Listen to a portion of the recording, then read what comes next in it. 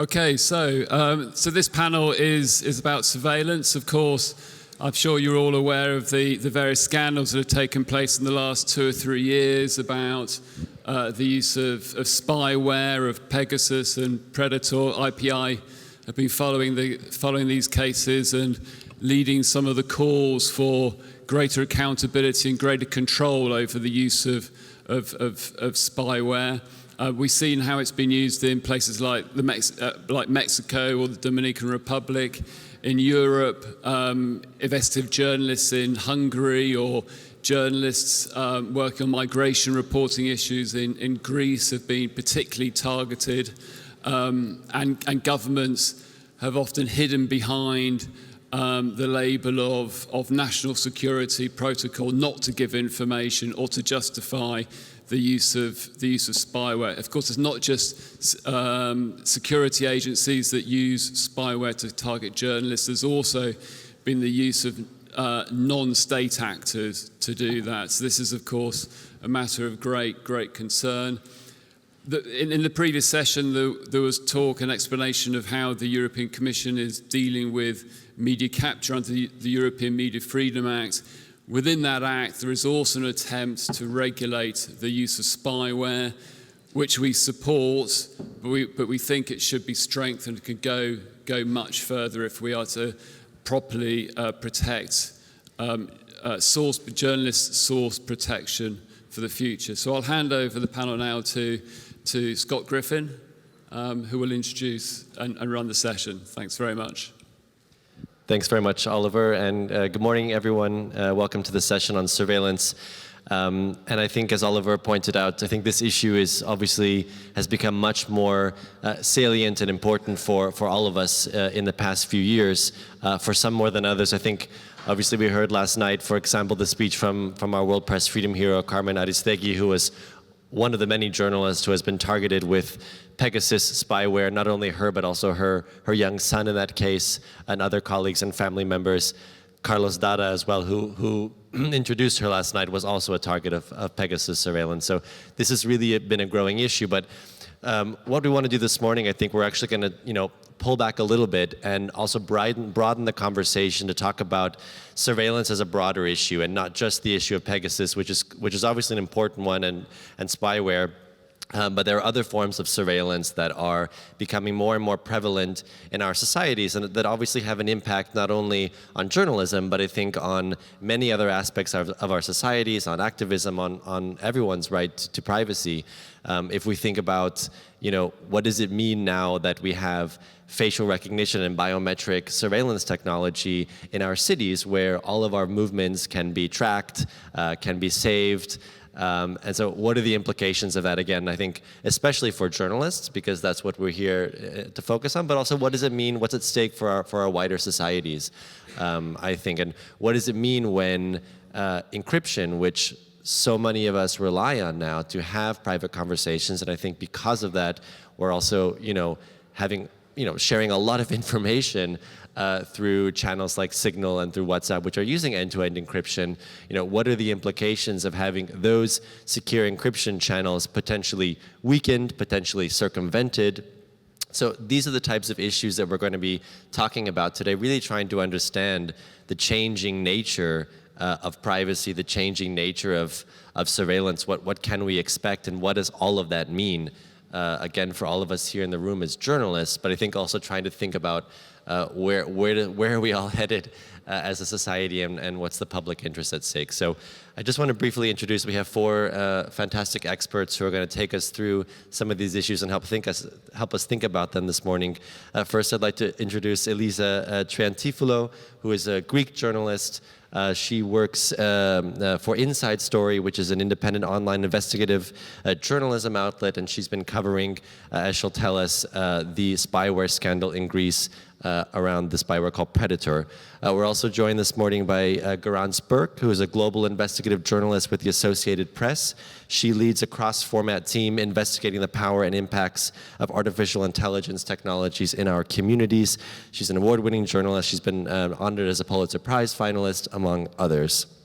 We're also joined by Nevena Krivokapic, who's joining us from Serbia, from the Share Foundation. She specializes in online media and freedom of expression. And the Share Foundation, she's a member of the Share Foundation as its coordinator for freedom of expression and online media, and dedicated to exploring the position of online media and its relationship to human rights standards. And finally, we're happy to have here Callum Vogue, who's the Director of Government Affairs and Advocacy at the Internet Society, which is a global nonprofit that empowers people to keep the internet as a force for good. And his interest and expertise is at the intersection of free expression and digital tech. And he'll be talking with us today about encryption and, as I mentioned, efforts that are underway to weaken the encryption upon which all of us rely.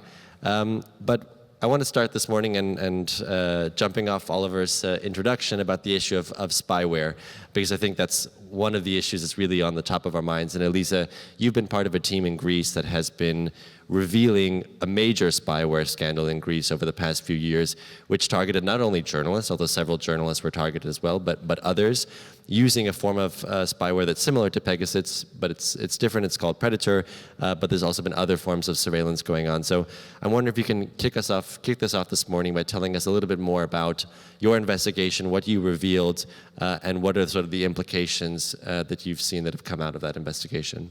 Thank you. Hi to all. It all started for us back in January 2022. We were based on two reports by Citizen Lab, and the other was from the parent company of Facebook, Meta. And based on those two reports, we published the company structure of a new spyware vendor called Intellexa that had been set up in Greece, and we also revealed all the executives and other shareholders that were involved in this structure.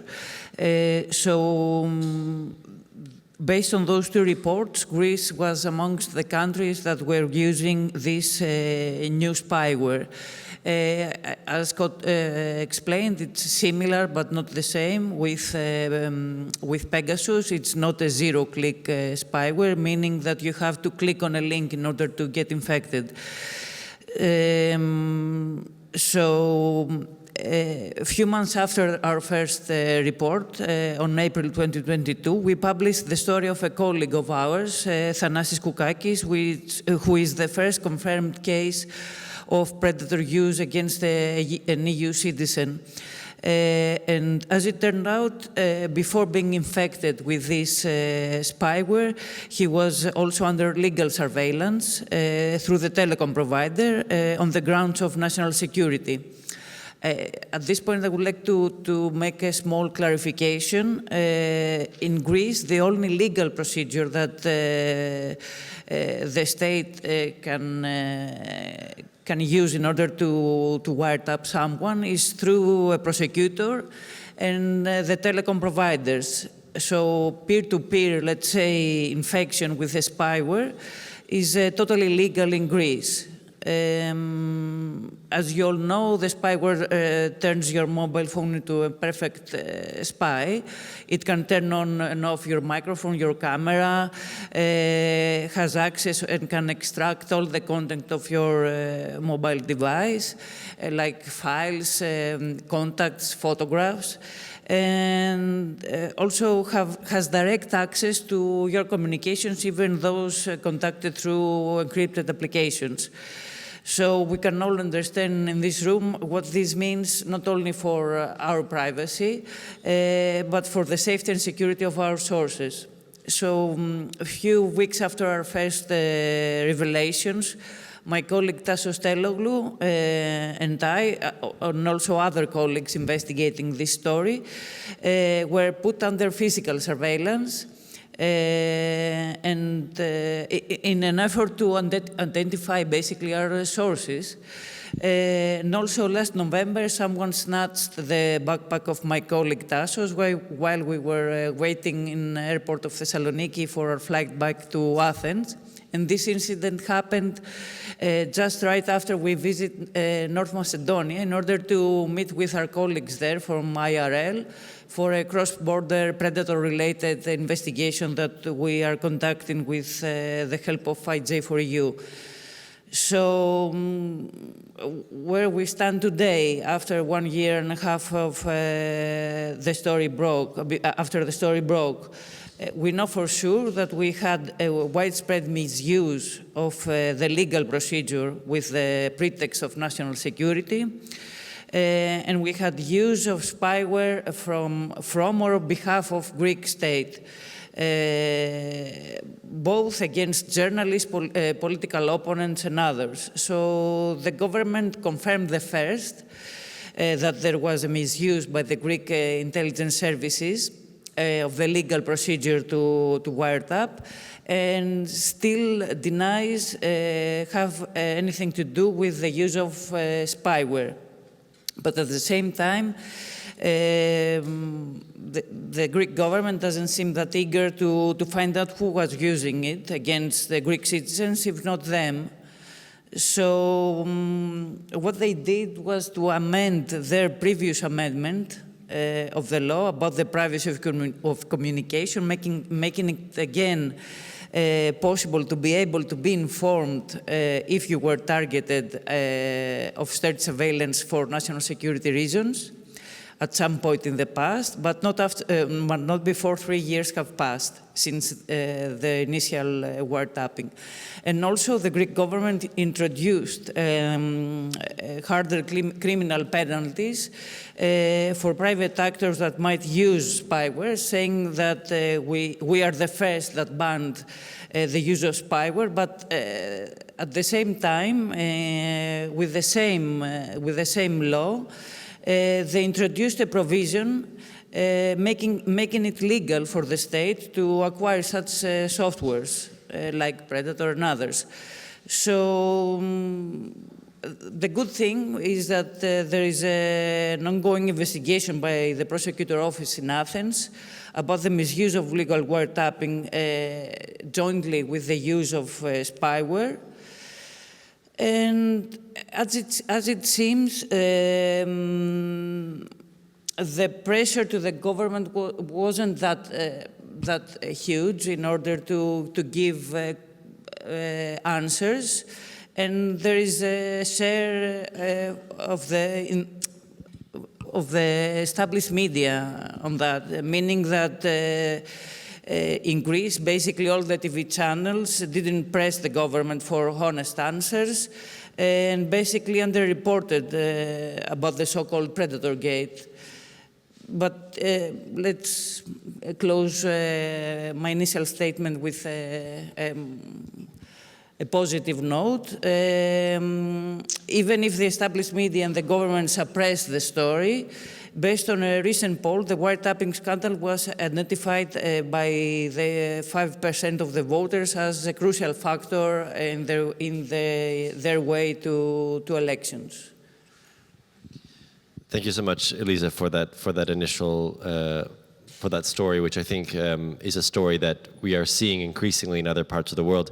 I'm curious, though, about what you were saying at the end. I think about the fact that the government didn't receive a lot of pressure, both from established media, but also what was the level of public pressure? I mean, how much pressure was the government under from people who heard about this scandal to sort of take action and create guardrails to protect against the abuse of surveillance and this type of software? So there was an initiative that took place that was against wiretapping, with many people involved in this initiative. There was a rally against wiretapping in Greece, and also there was a wide discussion on social media from people that said that this is not accepted. But the thing is that when the mainstream media does not report on something, this issue is a non-issue for a wider audience. So that's why I'm saying that If a story doesn't broke to the mainstream media, then doesn't reach the mainstream media, then there is no actual pressure to the government to act on it. And is that because the mainstream media is, not interested in this story, or is there not enough sensitivity about how, serious or important these issues are? Just as a last question about this. Yeah, in my opinion, because basically all the mainstream media are government-leaning in Greece, and because the government wanted to put a lead on this story, that's why most of the media didn't report on it. Thanks. And maybe there are actually some links there to the panel on media capture that we had before. But thank you very much, Elisa, for that. And now we're going to do a little bit of a pivot, I think, and turn to some of the other issues that I mentioned in the introduction, and heading more in the direction of biometric surveillance. And to kind of help, put this issue on the table, I'm going to ask Garance to talk a little bit about her global investigation tract. And Garance, you and your team really looked at sort of the growth of biometric and actually AI-supported surveillance, in particular in relation to the pandemic and sort of what came out of that. So we'd be grateful if you can take us through sort of what your team found. Thanks so much. So it's such a pleasure to be here. And what I'd like to talk about today is a global investigation that I led last year, working with AP colleagues across the world, looking at the impacts of surveillance technologies that went into place during the pandemic. So new tools that governments put out there, often with the idea that this would help curb the virus, this would help governments do contact tracing, but then we saw these tools were later repurposed for aims that were completely unrelated to the pandemic. So at AP, we have been using AI in our journalism for many years to write automated earnings stories. We also have a separate project to help local newsrooms use AI as well. But the project I'm going to tell you about is on the editorial side, where we've been leading a whole effort across AP to look at the impacts of AI in our communities. So not the existential threats that you're hearing about from generative AI right now, but what are these tools and technologies doing under the hood right now, and how are they impacting our communities?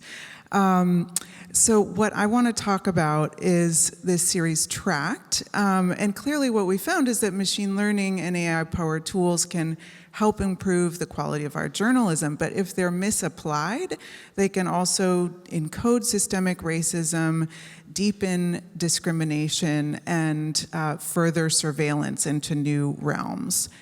So our content is seen by half the world's population every day. And so we really chose to write about these surveillance technologies for a broader audience, thinking that instead of just focusing on a tool approach, we wanted to show the real impacts. And so wanted to make these stories really centered on people, because people respond to stories about people.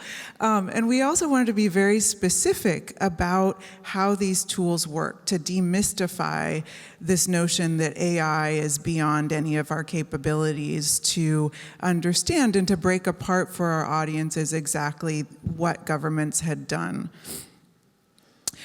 So the story that I'll talk about today focused on how early on in the pandemic, governments got this real fire hose of information of individuals' private health details, photos that captured our facial measurements, our home addresses, and that was all to power surveillance tools that they said would help stop the pandemic. But what we found is that actually those were used for a lot of different purposes. And at AP, we operate in 250 locations nationwide, and particularly for me, I wanted to make sure that our coverage reflected the communities that we live in and work in. And so more than 40 staffers participated in this story. More than half of the core team were people of color, about half were women, and many of the staffers were from outside the US. So one of the goals was to really further our colleagues' ability to cover AI. We were glad to be able to do so in a way that really was rooted in our staff's experience. So working with staffers from Beijing to Jerusalem to Hyderabad, India, and Perth, Australia, we found that authorities had used these technologies and data to halt travel for activists and ordinary people, harass marginalized communities, and link people's health information to other surveillance and law enforcement tools that no one had anticipated. And in some cases, the data was actually shared with spy agencies. So this took us about a year. We pored over documents we got through Freedom of Information Act requests, we interviewed sources, and we saw how these technologies that had originally been marketed to flatten the curve were put to other uses. So for example, who was impacted? In Israel, civil rights attorneys estimate that hundreds of people got this particular text you can see, that says in Arabic, "You've been spotted as having participated in acts of violence in the Al-Aqsa Mosque. We will hold you accountable." And many, including this worshiper in the photo here, said they really only lived or worked in East Jerusalem and had nothing to do with the unrest. But what they did not know at the time was that the Internal Security Agency, the Shin Bet, had been using mass surveillance technology that originally was mobilized for coronavirus contact tracing against Israeli residents and citizens for purposes that were completely unrelated to the pandemic. So again, in trying to keep this story focused on the people impacted, for over a year, my colleague Joe Fetterman met with Majid Ramwali, who's a young Palestinian man who got this text message. And eventually he felt comfortable to talk on the record and be photographed. The Israeli government said that they needed to use this old phone surveillance technology that it had previously used to monitor militants inside the Palestinian territories. But then a year later, during the pandemic, they started using it to send these threatening messages specifically to Israel's Arab citizens and residents who the agency suspected of having participated in the violence. Now, Ramlawi said that he was never there. He was just at his job making coffee when that was happening. And he told us that he really worries that the surveillance enabled to stop COVID poses a lasting menace for residents of East Jerusalem. And as the violence in the same area has continued, some residents have continued to receive similar messages. And then in India, as the pandemic took hold in 2020, local police were tasked with enforcing mask mandates. So they turned to facial recognition technology to do so. They had already been very tech forward in the state of Telangana, where Hyderabad is, and this was basically a big policy push to implement AI technologies in what activists describe as like 360-degree surveillance.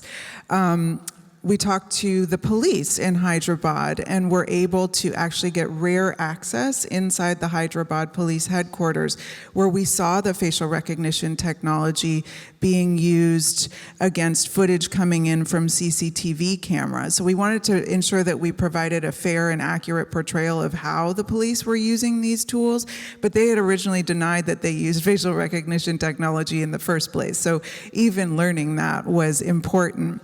But there were some dangers. My colleague Kutika Pati was threatened by Hyderabad police as she was inside police headquarters.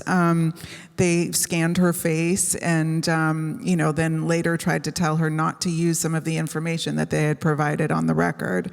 But we also were able to talk with officers on the street who said that they decided whose face they scanned was based on a pretty subjective criteria, who they decide is suspicious. And for advocates in Muslim communities in Hyderabad, this was unsettling. And then finally, in China, which was the last major country in the world to enforce strict COVID-19 lockdowns, You might recall that citizens were required to install these color-coded apps on their phones to be able to move about freely. That only ended really at the very end of last year. And what we found is, these apps drew on telecommunications data, PCR test results. They produced these individual QR codes that you can see, and it would turn from green to yellow to red, depending on your health status. But my colleague in Taiwan, Weizhang Wu, profiled Wang Yu, who had represented activists, Uyghur scholars, and she was grounded for weeks because the color-coded app that she's showing you here wasn't green. She hadn't tested positive for COVID, but suddenly her app would not let her leave the city where she was for weeks and would not let her meet with any of her clients.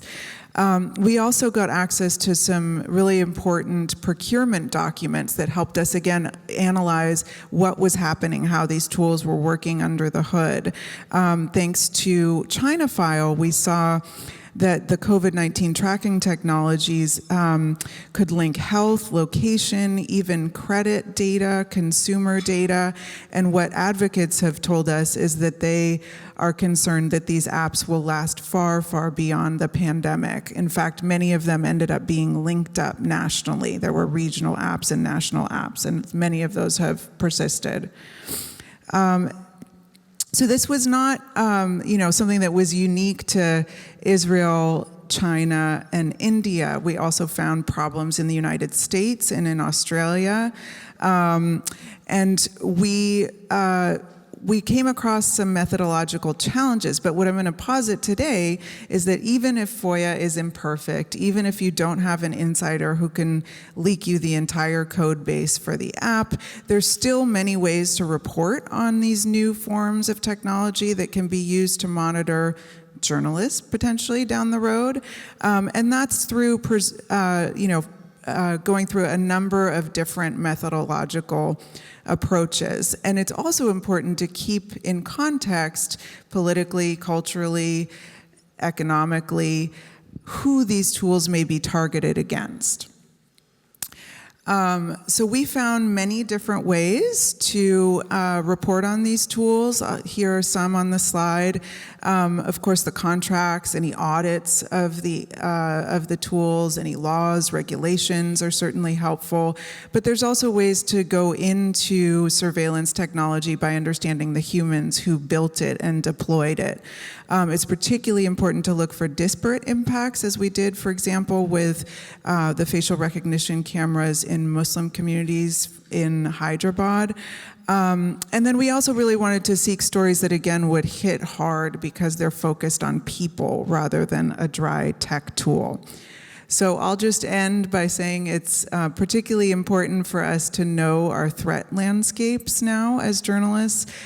This is a nice piece from Etienne Meunier, who's a technologist at Human Rights Watch. These are some of the things he suggests that we look for when we're out in the field, potential vectors through which journalists can be surveilled, so that we move forward strategically and are aware of all of the biometric and other tools beyond spyware that can be used to target us, as well as the people we interview, because if our tech isn't secure, we're putting at risk the people who so bravely come forward to speak with us. So I'll leave it there for now. Thank you very much, Garance. I think this presentation was really important for a number of reasons. I mean, one, just on a sort of basic level, I think this has been one of the impacts of the pandemic, and although it feels like we've left the pandemic behind, I think we're just still grappling with, what it's sort of given us, among other things, in terms of these new surveillance capabilities. But I think you also go to the heart of a little bit of what this Congress is about in terms of thinking about both sides of sort of AI and tech future, and this is, I think, one of the more scarier sides, I think, in terms of what this technology means, again, for journalists, for activists, for civil society, and for the public at large. One of the issues that came up in your presentation, in your work, is this issue of biometric surveillance and facial recognition. And that's one of the issues that we would like to sort of look into further here. And we got a sort of a global map from you, but now we want to take a sort of a case study look. And that's what Nevin is going to help us with on the case of Serbia, which has been sort of grappling with this introduction of facial recognition in public places and what the human rights implications are of that, also in terms of free expression and press freedom. So, Nevena, I'm going to pass it over to you to take us through that. Thank you so much, Scott. Thank you for being here. I will try to put this long story in a short story. And it's a story about the Belgrade, the main capital of Serbia, and the biometric surveillance. All started in 2019 when our Minister of Interior got on TV and said that there won't be an alley or a street that won't be covered by the cameras in Belgrade, and there won't be a perpetrator that can't be found. So that put an alarm in our office, so we start investigating what he means by that. Of course, traditional methods, sending the request for information from the government and other authorities, no answers. Typical research, go on Google. So we managed to find a study on a Huawei site that was talking about the smart city of Belgrade. We took it down, and the majority of information that we have are from that document. The interesting thing is that once we analyzed it and published it, the document disappeared within a couple of hours from the Huawei site. We still have it. So that's how we started. Basically, the most problematic thing about this is there is no legal basis in our laws to implement biometric surveillance and facial recognition in the public spaces. And that's how our fight started. So we started to map all the cameras that they start putting in the streets of Belgrade. And if you visit Belgrade, you will be definitely able to notice them because they are all around. They're completely mixed with the traditional surveillance for traffic and the regular cameras that don't have an AI systems and facial recognition systems inside. And you can see the whole Belgrade covered. We haven't had any information, so we mobilized people and our citizens, and we mapped more than thousands cameras around the city, not only in the city center, around the whole city, and we made an open map where you can see where those cameras are. So with that, we started explaining people. We got a really big media coverage in Serbia, I can say that, throughout all these years. So the general public are aware of this problem. And then at the end of the summer 2021, the draft law just showed up somewhere. So we were lucky to catch it in time. And of course, the draft law, one of the things was to legalize the biometric surveillance in public places. So all the organizations from Belgrade, Serbia, and also with the support of the other organizations that are fighting the same cause from Europe, especially the ADRI network, we managed to fight back for the first time, and within a couple of days, the law was the draft law was withdrawn from the procedure. So that was a small win, let's say it like that.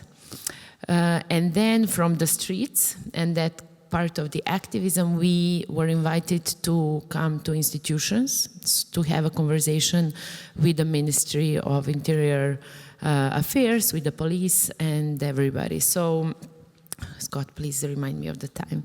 So we got into the institution, and at that point we figured that nobody is aware of this technology that they have in hand. So the conversation is back and forth, and we are constantly trying to explain how much impact these invasive technologies can have on every single citizens. And in this in this particular conversation, if we add a layer of journalism, media freedoms, and free speech, that's additional layer that is also will provide a chilling effect on everybody, especially on journalists. So going back to 2021 September, so the conversation began. December 2022, end of last year, very end of last year, they put another draft that is a bit better, but not enough for us, because we want a complete ban of biometric surveillance. And then, by some chances, it was redrawn again. So do not ask me how and why, because we also don't know in particular, but we were also happy to have that. So the conversation is ongoing. It stopped, we stopped there, so it's going back and forth. Anytime we can expect a new draft law, and we are prepared for that. But we will see. As said, the fight is ongoing. I just wanted to remind that they are saying that they are not using the facial recognition softwares. We don't know. And as my colleagues already said, the misuse of power is just a matter of the moment and the circumstances, so we can expect everything. And also, when the government has such a powerful tools, I don't think they are at all aware of it. And as Garan said, we saw a couple of examples throughout the world. I can't imagine what can happen if we put those kind of the systems in place.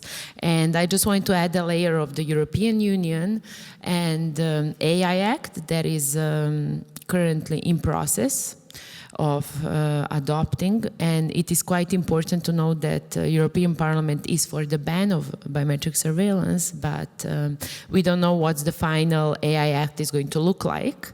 And if that is not going to be the case, then I would say that Europe is quite in a problem, including us, because we won't have the higher authority, and we will need to follow the rules of the EU, even if we are not part of the EU. We are in accession, especially for those reasons.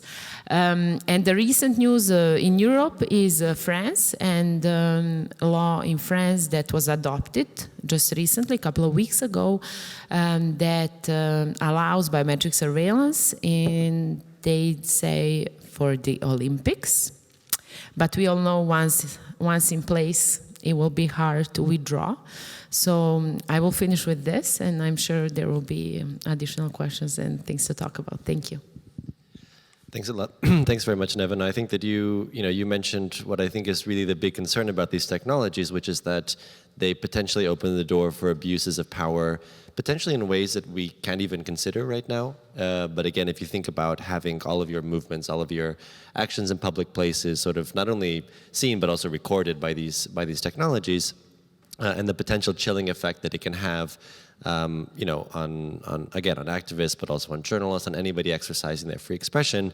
And again, I'm not sure that we can even conceive yet of how problematic that can be. I think maybe just one brief follow-up question to you, because you talked about sort of, these, legislative efforts to limit the use of biometric surveillance. I mean, is this something that can be stopped, or is this a trend that is just something that we are going to have to deal with?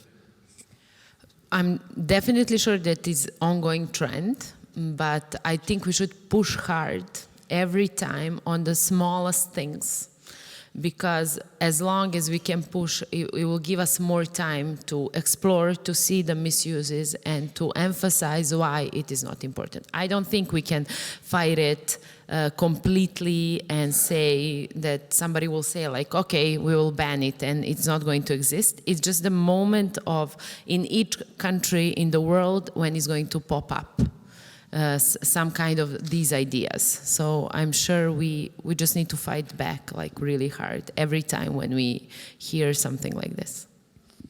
Thanks. So now we're going to come back, I think, to an issue that definitely, I think, is very familiar to all of us in the room, which is the issue of encryption. And of course, it's also related to the spyware question, but it's different in the sense that with encryption, as long as we're not being targeted by Pegasus or Predator or something like that, we do expect that our communication on platforms like Signal and WhatsApp, which use end-to-end encryption, is secure. But we see that this type of secure communication now is actually under threat. And Callum, if you can sort of talk us through in what ways this is under threat, what sort of legislative developments are underway, and sort of what that means now for journalists' security and privacy also of sources. Yeah, sure, happy to do that, and thanks for having me here, Scott. So I think to start, I can first define what is encryption. At its most basic, it's the process of scrambling information so that it can only be read by someone who has the key to unscramble it. And the thing is that we use encryption every day when we send a WhatsApp or a Signal message, as you mentioned, but also when we load an email, when we transfer money through our bank, when we load a website, this is all protected by encryption. So we're using it every day for the most important information that we really feel that we need to protect. The reason we do this is that there's three main benefits of encryption. The first would be confidentiality, that I know that others cannot read the content that I'm sending. The second would be data integrity. I know that third parties cannot manipulate or edit the information that I'm sending. And then the third would be authentication. So when you receive a message from me, it really is from me and not from some imposter pretending to be me. So these are the reasons why we're using encryption, basically. And I should mention here that end-to-end encryption, which I'm sure many of you have heard of, is known as the gold standard of encryption when it comes to private messaging. What this means is that your data is protected from endpoint to endpoint. So even the service provider, for example, WhatsApp or Signal, they cannot access that data either. So that's why it's known as the gold standard and the highest protection that we currently have available to us. Simply enough, encryption is really important to everyone in our societies. We all have sensitive information that we have very legitimate reasons for keeping private, but it's really especially important for journalists. And I think that there's three main kind of use cases for journalists here. The first one, it's connecting with your sources. Obviously, it's very important that you can protect the identity of the people that you work with so that they feel comfortable coming forward. Encryption in that case is a tool to build trust between you and your source. The second would be about protecting data integrity, and this one's a little bit different. It's more about actually website integrity. So currently 80% of all websites in the world are protected using encryption. And what this means is that when you publish an article, your article cannot easily be edited, manipulated, or changed because of the protection of encryption. This makes censorship much more difficult, and it protects the information that you're trying to share. And then the third one, which is probably the most obvious, is the protection of journalists from attackers using encryption. So that would be, online abuse, doxing, stalking, physical attack. In this case, encryption is one of several safety tools that journalists use together to keep themselves safe. I have some examples here of when encryption really works and what happens when it's missing. So I think the one that's probably all of us are very familiar with is the 2014 Panama Papers. In that case, encrypted communications were the tool that were used for the source to bring these documents to the journalists. And it resulted in 11.5 million documents being published and, of course, corruption being exposed on a major scale. So a very positive use case of encryption. Unfortunately, I also have a negative example, which is from 2012 when the Obama administration put sanctions on Syria. This at the time included encrypted providers, and they had to leave the Syrian market. So for example, WhatsApp, Signal, they all left. What this meant for Syrian journalists is that they had to start using the telecom network, which was a problem because the network was owned by al-Assad's relative. And what this meant was that the Syrian secret police were able to monitor journalist conversations and track their locations using the telecom network. And unfortunately, it resulted in a lot of arrests and killings, actually. It does have a happy ending because in the end there was a lot of advocacy around this issue, and the US Senate eventually created an exemption for encrypted services. These services were able to come back to Syria, and eventually the journalists again were able to use encryption and get that extra protection, which probably helped save lives. So I think, as a little bit of summary for this part, encryption, it's really key for free speech. It's really key for the safety of journalists. And when we lose encryption, as in the case in Syria, it really allows for abuse on a mass scale that many of us cannot imagine, thankfully. Coming to the second part about the government legislation that's currently ongoing, the reason for this, it's mainly coming from law enforcement agencies. They're trying to do very legitimate work, which is, to handle and process illegal activity online. So that would be, the sharing of child sexual abuse material, terrorist content, and the spread of disinformation. I can categorize the laws that we're seeing into two main buckets. So for the first bucket, this is being led by countries like Kazakhstan and Mauritius, and they tried to pass legislation that would require all incoming traffic into their countries be decrypted, so the websites themselves. The reason for this is that they wanted to conduct filtering, and the justification was that they were combating disinformation in the countries. Luckily, these laws were unsuccessful. They didn't pass, and I think the reasons for that might be kind of obvious. One was the risk of censorship, that obviously these governments could use the filtering to censor legitimate news. But there was also the issue of security, because when websites are decrypted, passwords, bank information, it's all exposed, and that creates a lot of personal security issues as well. So from this first bucket, luckily, we haven't seen any of those laws pass so far.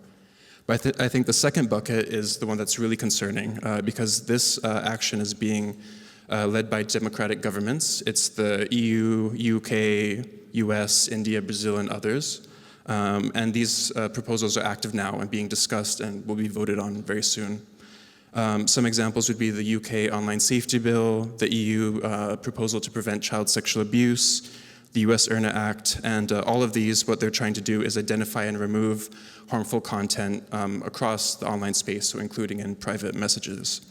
The justification here is mainly preventing child sexual abuse, which of course is a very emotional topic. Politicians feel a lot of pressure from the public to take action in this space, and so it's also very hard to conduct advocacy in this area, given the emotions behind it. If we look to India, it's a little bit of a different story. There's the India IT rules, the Indian Telecom Bill, and here the issue is traceability. So they want service providers, to be able to trace how disinformation was spread. So how was it shared from person to person, and who was the original creator of that disinformation? So once again, they want that to be tracked also in private messages that are encrypted. I want to emphasize the difficulty with all of these laws is that encryption is almost never mentioned in the proposals, like the word encryption. Instead, the way that encryption is threatened is that the proposals put an onus on providers to basically find solutions to hand over decrypted data to law enforcement when they demand it. But the problem right now is that no solutions actually exist. So the result is that providers are pressured to either remove encryption entirely or weaken it, create backdoors, and other kind of solutions like this. So it's pretty disastrous. And I would also mention here that all of these discussions are very controversial. We've seen some big signs. For example, WhatsApp and Signal have already said that they'll leave the UK market if the UK passes the online safety bill. They're not willing to degrade their product in that way. Here in the EU, we've seen that the debate is really fierce. We have countries on either end of the spectrum, like Spain advocates for banning encryption entirely, and they want to get rid of it. On the other hand, Germany is very supportive of encryption and has been vocal about that. So the debate here in Europe will be a fierce one, I think. And finally, in India, we see that action has already been being taken. This month, they alone banned 14 end-to-end encrypted apps within the country. So although the legislation has not been passed, we already see action taking place in India. Maybe a point to make here is I think it's really concerning that it's established democracies leading this charge, because if we think about the global effect of this really legitimizes and normalizes the approach. So what it could mean is that authoritarian governments or democracies under pressure may also use this opportunity and really abuse the power that they might get to crack down on journalists, dissidents, activists, and other groups. To end on a little bit of a positive note, there are things that we can do. It's not all doom and gloom. My organization, the Internet Society, we established something called the Global Encryption Coalition, which is over 300 organizations in its membership. We have a working party on journalism. And we use this coalition to basically share intel, do joint advocacy, and basically speak up on these issues. IPI is one of our members. The other thing we can all do is report on these bills. And I think here, the really important thing is raising awareness and also seeking that technical analysis and technical sources when you do your reporting. Because as I said, encryption is almost never mentioned in these laws. So you really need to have someone with the knowledge to dig in and understand the actual technological impact in the end. And the final thing I would say is, use that reporting to interrogate some of these government claims, because the claims are often not accurate. So the call is basically for us all to work together. Thank you. Thanks so much, Callum. I think this is such an important issue, especially for journalists who rely on the secure communication. This is a really big political issue at the moment. We'll go over time because I want to take a few questions from the audience. But just maybe as you're preparing your questions, and go ahead and put up your hand if you have one now. I do want to come back just on the issue of encryption, because one of the solutions that's being sort of tossed about is this is sort of what's called client-side scanning, and which is this idea that sort of without breaking encryption, that our messages can be sort of scanned as they're uploaded on our devices by providers to sort of filter out certain types of illegal content, one of which is child sexual abuse material. You know, sort of on the surface, it sounds interesting. The problem is, I mean, there are a number of problems. One of which I think is that it's easy to see how this will be abused, because if you can search for one type of material, what's stopping governments from searching for other types of materials? But if you could just briefly say from your side how you see this, is this a solution, or is this just a Pandora's box that will undermine encryption completely? Yeah, sure. Happy to take that one. So client-side scanning, just to understand what it is, it's something that would be embedded on all of our devices, so on our phones, on our laptops, and elsewhere. And basically this application would scan our messages as we're writing them in real time. So before we press send, it would already be scanning. Whatever is scanned on our devices would be compared to a database of objectionable content. So right now, the main use case would be child sexual abuse images and things like that. And yeah, basically it's the UK and the EU that are really big proponents of this. They say this is a great solution because it's a way to access those private messages and find the dangerous content, but it won't break encryption. And I think them saying that is pretty disingenuous because technically it might be true because the scanning happens before encryption starts. So you're not breaking encryption technically, but it obviously completely nullifies the purpose of encryption. Then what's the point if it's already been scanned? So here the analogy I like to make is that if breaking encryption is like the post office worker opening your envelope and reading your letter, client-side scanning would be like someone standing behind you reading over your shoulder as you write the letter. So at the end of the day, it's the same kind of consequence. So I think the real problems here, it's obviously loss of privacy, that's very clear. That can result in the loss of trust in online spaces. I think another point to make here is that it's going to be ineffective. It's not a good tool. The European Data Protection Board has already said that client-side scanning wouldn't work because true criminals would be able to circumvent client-side scanning by using other apps or installing their own encryption themselves. So really, it would be normal people that would be, hurt most by this kind of scanning. And the last thing is, you already touched on it, but it's the potential for abuse. So governments, in that database, it can start with child sexual abuse material, but it could also be political material or anything really that they want to crack down on. So it's not a solution, basically. All right, thanks. Do we have questions? We have a little bit of time to have questions. Maybe we'll take both of those. Hello, Christian Sam from the German Press Federation. It's more kind of statement I have, and thank you for all of you. It was absolutely interesting for us who fight against the violence worldwide, especially in Europe, especially in Germany. What we find out is that for our colleagues, it's so difficult to bring this to the audience, the problem behind. So we supported a colleague, a cameraman, for one weekend who went into the public, who going in front of the people with his camera, and certainly the response was immediately that people were so unhappy about it.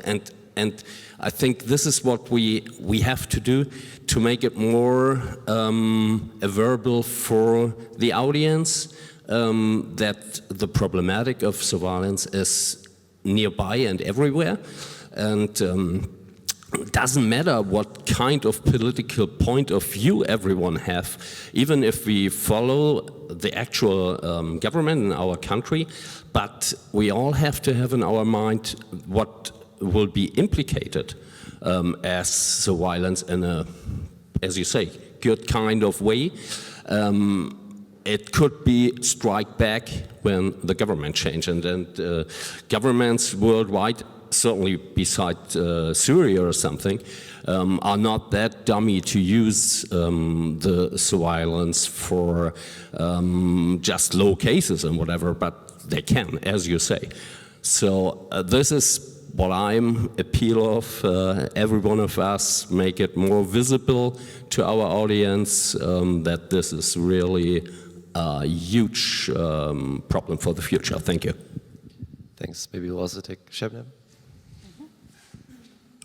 Hi, thank you so much for this detailed information and briefing. But I work as a journalist in Turkey, and I mean, the presentation about COVID was very interesting because in Turkey, a specific app was put into place in order to track people in ways that you also explained. But what I wanted to ask is that people, in order to circumvent government control on social media or the apps, they've been turning a lot on VPNs. And I was wondering what are the downsides of using that, because some of the VPN offerings seem to be suspicious. So should we remain suspicious about them? And how much of that screening process that you were talking about, like people reading, you know, behind your shoulder, writing what you're doing, how much of that can be prevented by VPNs? I mean, is basically, if you use a VPN, can it still be working? Yeah, thanks a lot for the question. So about VPNs, they can be really great tools for keeping yourself safe online. But as you said, you need to really do your research about which VPN you're using.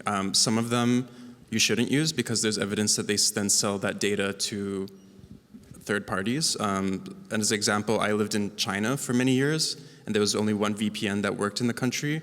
And why did it work and it was never blocked? Probably because it sold the data to the government. I don't know. So yeah, you need to do your research and find a good VPN. And then to answer the second part of your question, the scanning happens on your phone. So actually, the VPN wouldn't protect you from the scanning, as far as I understand.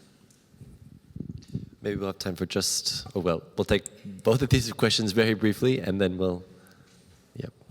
Thank you all for great presentations. I have two questions, quickly. For AP, when you were talking about the subjects, there was a mention of a subject in a coffee shop that said that he wasn't in what he's accused of. And then there was a second case that you talked about in China when a colleague of yours didn't test positive, but it was showing as if it did.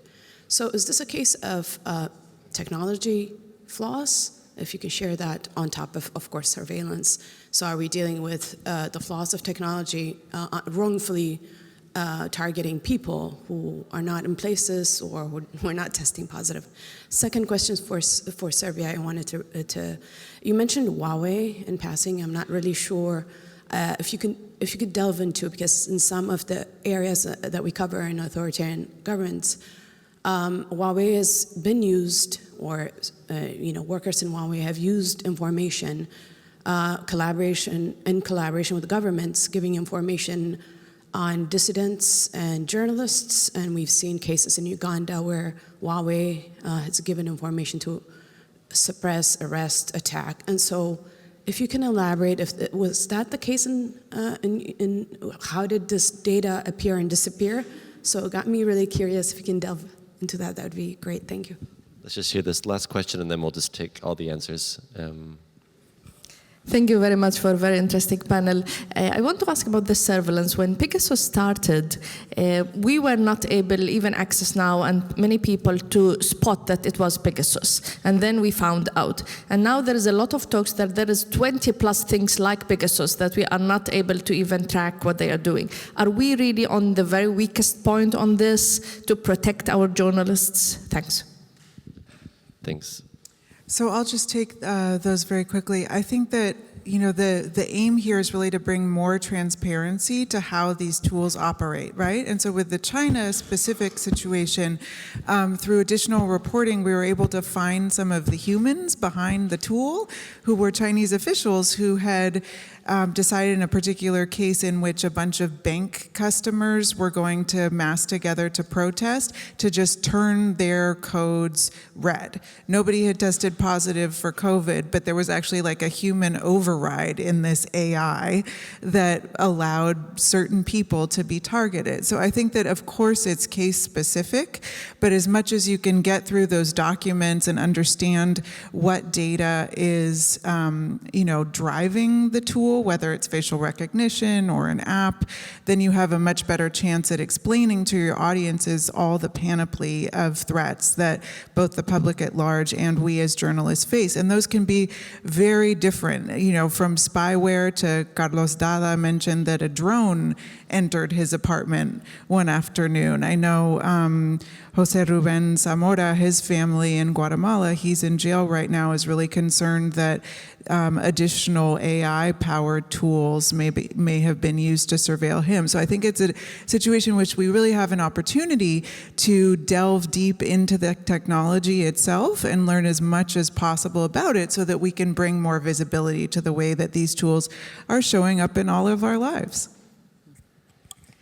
Thank you for the question and also for reminding me that I haven't mentioned in depth about the equipment and technical equipment.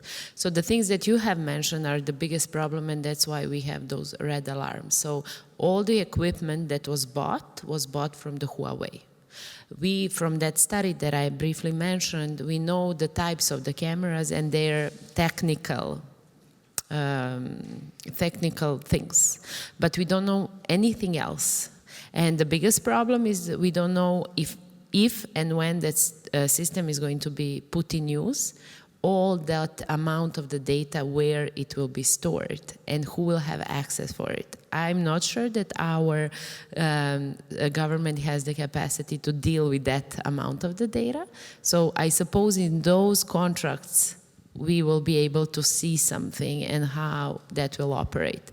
But if all of our data are being exported to China, that's really problematic.